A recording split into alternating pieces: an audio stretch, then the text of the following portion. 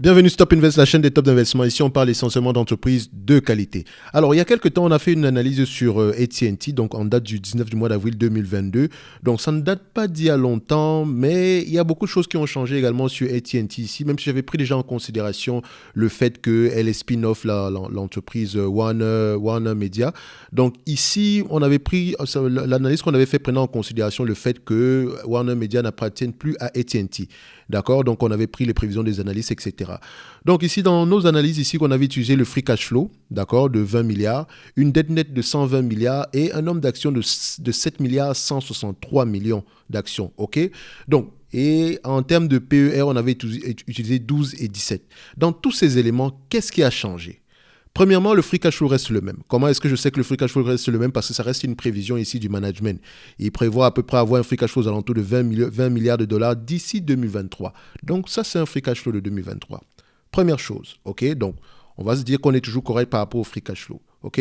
Donc, deuxièmement, ici, quel est l'élément qui a changé? Est-ce qu'il y a un autre élément qui a changé? La dette nette. La dette nette n'est plus de 120 milliards, mais plutôt aux alentours de 146 milliards. Pourquoi? Parce que quand vous regardez les rapports financiers qui sont sortis quelques jours après cette vidéo-ci, donc je pense qu'aux alentours du 21, donc quand vous regardez les rapports financiers, on avait une dette nette aux alentours de... on avait une dette, pas une dette nette ici, la dette au total était de 152 milliards, on est quitté de 152 milliards à 180 milliards. Donc, dette nette ici, ça fait à peu près une réduction. On a du cash net on a du cash aux alentours d'à peu près quelque chose comme 34 milliards par là. OK? Donc, aujourd'hui, quel est le niveau de la dette nette? Le niveau de la dette est aux alentours de 146 milliards.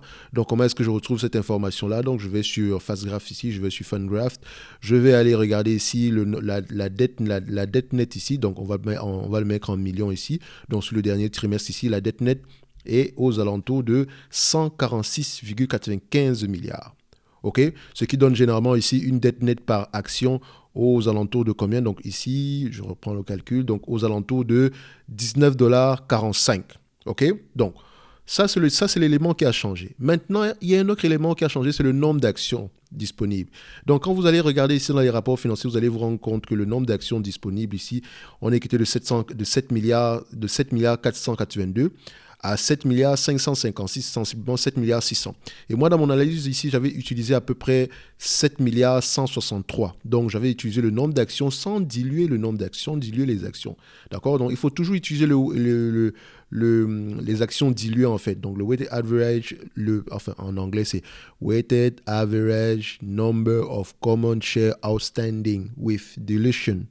Donc, mon anglais est comme il est, d'accord? À la fin de la journée, c'est pas un cours d'anglais ici. Chacun parle, je le dis comme je le sens, d'accord? Donc, c'est ce niveau-ci qu'il faut utiliser parce qu'il y en a deux. Prenez celui qui a toujours le plus d'actions, d'accord? Donc, c'est celui-ci que j'aurais dû utiliser et c'est ce que je n'ai pas fait. Donc, c'est ce qui a changé ici par rapport à notre analyse. Donc, premièrement, on va faire l'ajustement ici en date d'aujourd'hui.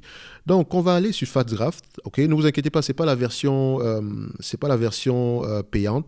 J'ai pris ici la version d'essai, donc juste pour voir à peu près à quoi ça ressemble. Donc, dites-moi déjà si vous voulez qu'on continue à faire les vidéos avec ce genre de tableau aussi, parce que moi j'aime bien ce que je vois ici. Ça me permet de faire des analyses très plus rapidement que d'habitude ici, parce que voilà, ça me donne les éléments nécessaires. Je peux déjà voir qu'une entreprise est ce qu'ici. Donc, ça c'est un bon produit, mais il y a quelques ajustements qu'on va généralement faire. Vous savez que moi j'aime toujours enlever la dette nette par rapport au free cash flow, etc. Donc, c'est quelque chose qu'on va toujours garder. Donc, ici, vous constatez que c'est une entreprise qui a des PER moyens à peu près de 17,75 fois les bénéfices. D'accord? Donc, on avait utilisé des PER de 12 et des PER de 17. Donc, ici, on est toujours dans la tendance ici. Donc, ici, on va prendre 17,75 pour les PER. D'accord? Donc, ici, quand vous prenez 17,75 fois les PER, ici, ça vous donne à peu près une valorisation aux alentours de 44,73 $ l'action. D'accord? Donc, n'oubliez pas, 44,73 $ ici, c'est par rapport au PER de 17,75. D'accord? 44, on remet ici 44,73. OK? 73. Alors, n'oubliez pas que je vous ai montré tantôt tout à l'heure que la dette nette par action est de 19,45 $. D'accord?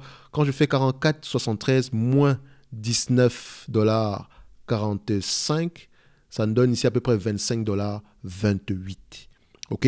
Donc, en ajustant par rapport à la dette et au nombre d'actions qu'on n'avait pas pris dans le passé, bon, ça nous donne ici à peu près 25 $ l'action. Donc, la valeur de cette entreprise se situe aux alentours de 25 $ l'action. OK. Donc, à partir de là, où est-ce qu'on se situe? Est-ce que ça veut dire qu'il n'y a pas une opportunité d'investissement ici aujourd'hui, vu que l'action coûte à 20 dollars et qu'on a à peu près 25% en termes entre le différentiel de valeur? Je vous dirais que non. Pourquoi? Parce que c'est une entreprise. Si vous prenez ici l'entreprise à 25 dollars l'action, avec elle rapporte combien en termes de free cash flow ici? Donc, quand on va regarder au niveau des free cash flow, parce que je préfère les free cash flow toujours, donc quand on va regarder au niveau des free cash flow, les free cash flow estimés en 2022 seront de 2,16 $. En 2023 seront de 2,64 $. D'accord? C'est les free cash flow estimés par rapport à 2023 ici. Donc, on fait 25,28 $ divisé par 2,64. D'accord? Ça donne à peu près un PER de 9,6 fois les bénéfices. D'accord? Donc, on paye cette entreprise à 9,6 fois les bénéfices. Ça nous donne un free cash flow yield, donc un rendement de free cash flow de 11,88. Donc, si l'entreprise vous venez à distribuer la totalité des free cash flow en termes de dividendes, voilà ce que vous allez avoir en date d'aujourd'hui. Donc, ici, attention, j'ai pris en considération 2,64 ici, donc 2,64 divisé par le prix actuel, donc de 20 dollars. 20,80 $, donc ça donne ici à peu près un rendement de 12,70. Il faut faire attention, parce que ici, le rendement actuel prend en considération la période actuelle, d'accord? Donc ça s'arrête juste ici. Or, nous, on a pris après des PER ici, qui sont les PER estimés à partir de 2023, d'accord? Donc ça reste une estimation ici du management et également des analystes. Mais quand on parle d'analystes ici, ces analystes, ils ont tendance à ne pas trop savoir, ils ont tendance à évaluer l'entreprise. Voilà, ils ne sont pas toujours justes par rapport à leur évaluation, par rapport à leurs prévisions. Donc, c'est ce que j'aime également sur l'outil FastGraph. Ça vous permet de voir ici ce qu'ils appellent le Analyst Scorecard. Donc, combien de fois les analystes ont eu raison sur à peu près les 13-12 dernières années. Vous voyez ici que 2009, les analystes avaient prévu à peu près 3 dollars par action. On a eu plutôt 2,18 $. En 2010, c'était 2,59 $. On a eu plutôt 1,87 $. Donc, à peu près, il y a 30%, ils ont généralement tort à 30%, ils ont généralement, une marge d'erreur à peu près de 30% par là. D'accord? Donc, il faut faire très attention ici. Donc, ce qui me permet, je vais garder le 2,64 $ ici. Pourquoi? Parce que c'est également le management qui le mentionne ici. Donc, ils ont tendance à également à prendre ce que le management dit. Donc, on va le prendre ici en considération.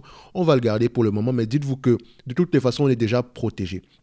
Même si c'est à 2 dollars à la fin de la journée, ça représente toujours un rendement de 10%. Nous, ici, ce qui nous intéresse, c'est de payer un prix qui est correct en prenant en considération la dette.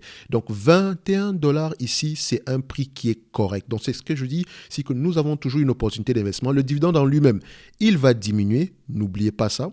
Donc, aujourd'hui, en 2021, il donnait à peu près 1,57 $. En 2022, 1,13 $. Mais à partir de 2023, ils vont donner 1,11 $. En tout cas, il prévoit donner à peu près vers 1,11 $ par là. 1,11 $ par rapport au prix actuel, donc 1,11 par rapport au prix actuel qui est de 20,80 $. Ça donne à peu près un rendement aux alentours de 5,33%. C'est correct.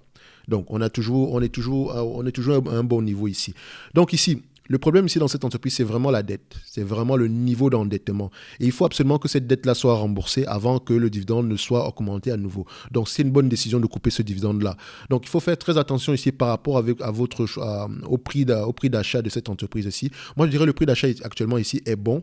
Donc, c'est très important d'acheter une entreprise à un bon prix parce que non seulement vous pouvez bénéficier d'un bon rendement sur dividende, donc d'un bon yield on cost, c'est ce qui est très important pour moi.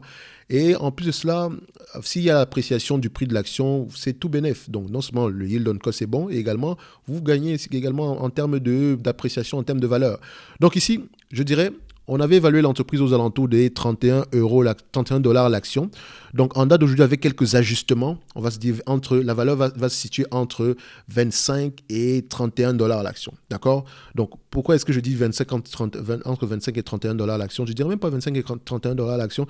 Je dirais à peu près ici. Donc, je vais aller ici. Donc, vous voyez que on aura à peu près 2,64 $ en 2023. C'est ce qu'il prévoit, d'accord? Si je prends ici à 12 fois les free cash flow, 12 fois les bénéfices ici, d'accord? Ça nous donne à peu près 31, 32 dollars par là, d'accord? Donc, entre 25 et 32 dollars, c'est à peu près la valorisation de cette entreprise aussi. Donc, au prix actuel, on a une opportunité d'investissement, d'accord? Donc, notre yield on cost potentiel est de 11,88% et il pourrait continuer à croître si l'entreprise continue à faire croître ses bénéfices. Ce n'est pas le cas depuis au moins, enfin, ils ne sont pas très réputés pour augmenter en tout cas les free cash flow depuis au moins plusieurs années ici aujourd'hui. C'est un business assez difficile, mais c'est un business assez mature également. Donc, le mieux déjà ici, c'est déjà de maintenir ces marges ici. Et je pense que c'est tout à fait faisable pour AT&T. Ceci, c'est uniquement des chiffres. Maintenant, pour investir avec conviction, il faut lire les rapports financiers. D'accord? Quels sont les défis à long terme? OK? Donc, on va se dire ici que AT&T, on a toujours une opportunité d'investissement malgré le petit ajustement ici. Donc, ici, idéalement, pour un premier niveau, c'est 25 $ l'action. Pour un deuxième niveau, ça sera aux alentours de 31, 32 $ l'action. D'accord? Dans tous les cas de figure, le prix actuel, c'est une aubaine. OK? Donc, dites-moi si vous aimez qu'on présente ici avec l'outil FastGraph. Moi, ça me permet, je pourrais l'acheter ici, ça ne me dérange pas du tout, afin de vous présenter des vidéos très rapides comme ça. Donc, pour le moment, ici, c'est la version standard, donc c'est la version non payante ici. Donc, il y a quelques entreprises qu'on peut analyser déjà ici. Après, je pense qu'il y en a une dizaine ici. On va essayer de les analyser rapidement. Mais voilà, pour AT&T, on a toujours une opportunité d'investissement malgré l'ajustement. Donc, on se donne rendez-vous sur la prochaine vidéo et d'ici là, portez-vous bien. Merci.